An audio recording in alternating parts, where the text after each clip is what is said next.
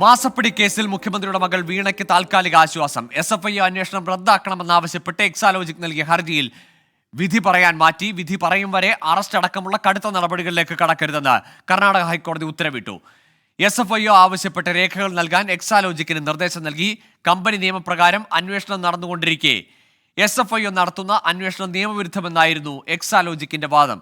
കേരളത്തിലെ രാഷ്ട്രീയ പാർട്ടികൾക്ക് CMRL 135 കോടി സംഭാവന നൽകിയതിന് തെളിവുണ്ടെന്നും സേവനം നൽകാതെ 1.76 കോടി എക്സാലോജിക് കൈപ്പറ്റിയെന്നും SFI കോടതിയെ അറിയിച്ചു.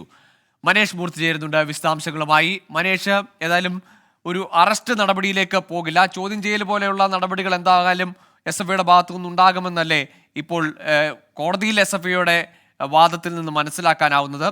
എങ്കിലും ഒരു താൽക്കാലിക ആശ്വാസം, ഒരു വലിയ കടുത്ത നടപടി ഉണ്ടാവില്ല എന്നത് വീണയ്ക്ക് ആശ്വാസമാവുന്ന ഒരു ഇടപെടൽ ഉണ്ടാവുന്നല്ലേ?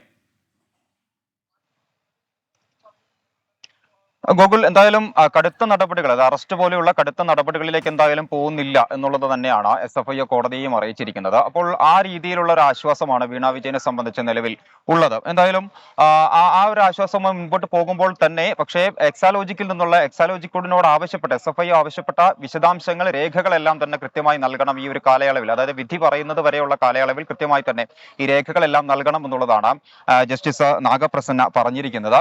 എന്നാലും ആ രീതിയിൽ തന്നെയാണ് കാര്യങ്ങൾ മുൻപോട്ട് പോകുന്നത്. ഇന്ന് വളരെ വിശദമായ വാദം രണ്ട് ഭാഗത്തു നിന്നും ഇന്ന് പൂർണ്ണമായും തന്നെ കേട്ടിരുന്നു. ഉച്ചയ്ക്ക് ശേഷമാണ് കേസ് പരിഗണിച്ചത്. അതിൽ ഏറ്റവും പ്രധാനപ്പെട്ട അഡ്വക്കേറ്റ് അരവിന്ദ് ദത്താർ, അതായത് എക്സാലോജിക്കിന് വേണ്ടി ഹാജരായ അഭിഭാഷകന്റെ ഭാഗത്തു നിന്നും ഉണ്ടായ ഏറ്റവും പ്രധാനപ്പെട്ട വാദം എന്ന് പറയുന്നത് ഒരു കേസിൽ രണ്ട് അന്വേഷണം നടക്കുന്നു. ഒന്ന് രജിസ്ട്രാറുടെ നേതൃത്വത്തിൽ രജിസ്ട്രേഷൻ നിയമപ്രകാരം 210 പ്രകാരമുള്ള അന്വേഷണം നടക്കുന്നു. അതേ കേസിൽ തന്നെയാണ് പിന്നീട് 212 വകുപ്പ് പ്രകാരം SFI കേസ് അന്വേഷിക്കുന്നത്. അതിലൊരു നിയമപ്രശ്നമുണ്ട്. ഒരു അന്വേഷണം നടക്കുമ്പോൾ മറ്റൊരു അന്വേഷണം കൊണ്ടുവരുന്നതിൽ നിയമപ്രശ്നമുണ്ടോ എന്നുള്ളതായിരുന്നു ഏറ്റവും പ്രധാനപ്പെട്ട വാദം. അത് അന്വേഷണം സ്റ്റേ ചെയ്യുക എന്നുള്ളതല്ല, അന്വേഷണം റദ്ദാക്കണം എന്നുള്ളൊരു ആവശ്യമാണ് എന്തായാലും എക്സാലോജിക്ക് കോടതിയിൽ അറിയിച്ചിരിക്കുന്നത്. അതിൽ മറ്റു പല കാര്യങ്ങൾ കൂടിയുണ്ട്. അതായത് ഈ 212 എന്ന് പറയുന്നത് UAPA പോലുള്ള വകുപ്പാണ്. സ്വാഭാവികമായും ഇത്തരം കേസുകളിൽ സഹാറ പോലുള്ള കോടിക്കണക്കിന് രൂപയുടെ അഴിമതി കേസുകളിൽ കൊണ്ടുവരുന്ന ആ വകുപ്പൊക്കെ ഈ 1,76,00,000 രൂപയുടെ കേസുമായി ബന്ധപ്പെട്ട് കൊണ്ടുവരുന്നത് തന്നെ അതിൽ തന്നെ പൊരുത്തക്കേടുണ്ട് തുടങ്ങിയ കാര്യങ്ങളെല്ലാം തന്നെ എന്തായാലും SFI വാദിക്കുകയും ചെയ്തിരുന്നു. അതിന് പിന്നാലെയാണ് ആദ്യം എക്സാലോജിക്കിന്റെ അഭിഭാഷകനാണ് ആ രീതിയിലുള്ള വാദമുഖങ്ങൾ ഉന്നയിച്ചത്. അതിനുശേഷം SFIയുടെ വാദം ആരംഭിച്ചു. അഡീഷണൽ സോളിസിറ്റർ ജനറൽ ആയിട്ടുള്ള K അരവിന്ദ് കമ്മത്താണ് SFIക്ക് വേണ്ടി ഹാജരായത്. അദ്ദേഹത്തിന്റെ കണ്ടെത്തലുകൾ, അദ്ദേഹം കോടതിയിൽ പറഞ്ഞ കാര്യങ്ങൾ എന്ന് പറയുന്നത് കേരളത്തിലെ രാഷ്ട്രീയ പാർട്ടികൾക്ക് CMRL 135 കോടി രൂപയാണ് നൽകിയതായി തെളിവുണ്ട്. അതിൽ ഇൻകം ടാക്സിന്റെ തെളിവുകൾ പ്രകാരമാണ് ഇത് പറയുന്നത്. മാത്രമല്ല സേവനം നൽകാതെ 1.76 കോടി രൂപ എക്സാലോജിക്കിന് കൈപ്പറ്റി, അതായത് ഈ സോഫ്റ്റ്വെയർ ഉണ്ടാക്കി നൽകാതെ തന്നെയാണ് ഈ എമൗണ്ട് കൈകാര്യം ചെയ്തിരിക്കുന്നത്, അല്ലെങ്കിൽ വാങ്ങിയിരിക്കുന്നത്, കൈപ്പറ്റിയിരിക്കുന്നതെന്നും പറയുന്നു.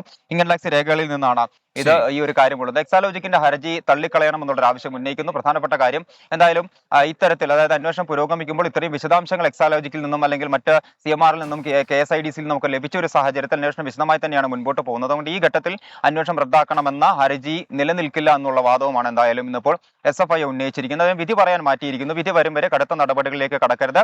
എക്സാലോജിക്കിൽ നിന്നും SFI ആവശ്യപ്പെട്ട രേഖകൾ നൽകാനും നിർദ്ദേശമുണ്ട്. ഗോകുൽ, ശരി. SFI അന്വേഷണം, അത് എക്സാലോജിക്കും CMRലും തമ്മിലുള്ള ഇടപാടിൽ SFI അന്വേഷണം റദ്ദാക്കണമെന്നതായിരുന്നു വീണ വിജയന്റെ ആവശ്യം.